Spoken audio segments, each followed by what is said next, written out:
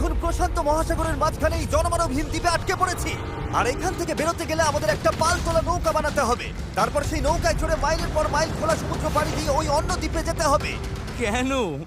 কারণ দর্শক আমাদের কষ্ট দেখতে পছন্দ করে। চলো তাহলে শুরু করা যাক। শুরু করা যায়। কি খুঁজছি? পালতোলা নৌকা তৈরির জিনিসপত্র। তোমরা কি কখনো আগে নৌকা চালিয়েছো?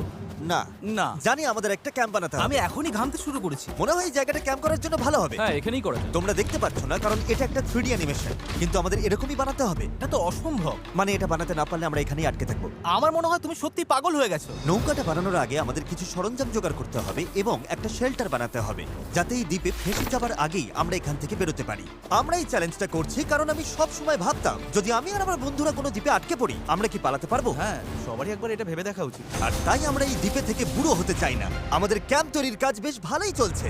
আমরা ক্রেটটা খুলেছি যেখানে বেঁচে থাকার জন্য কিছু জরুরি জিনিস রয়েছে। এই জলটা দেখে হয়তো অনেক মনে হচ্ছে, কিন্তু আপাতত এটাই আমাদের একমাত্র সম্বল। আর সত্যি বলতে এটা বানাতে আমাদের কতদিন লাগবে আমি নিজেও জানি না, কারণ বাস্তবে তো আমরা একদল ইউটিউবার যারা শূন্য থেকে একটা শেল্টার বানানোর চেষ্টা করছি। দেখো, এটা একটু উঁচুতে বসানো উচিত। চ্যান্ডলার, একটা আইডিয়া আছে। তাই নাকি? চলো করা যাক। এই তো ধরে ফেলেছি। চ্যান্ডলার, গিটটা কতদূর বাঁধা হলো? আমাকে ফেলে ঠিক আছে, দিও না। আমি আর ধরতে পারছি না, কিন্তু ওকে নামাবো কিভাবে? বসো বসো। একটা ক্যাম্প বানাতে যদি এই অবস্থা হয় তাহলে আমরা নৌকাটা বানাবো কিভাবে? হ্যাঁ, কি যে হবে।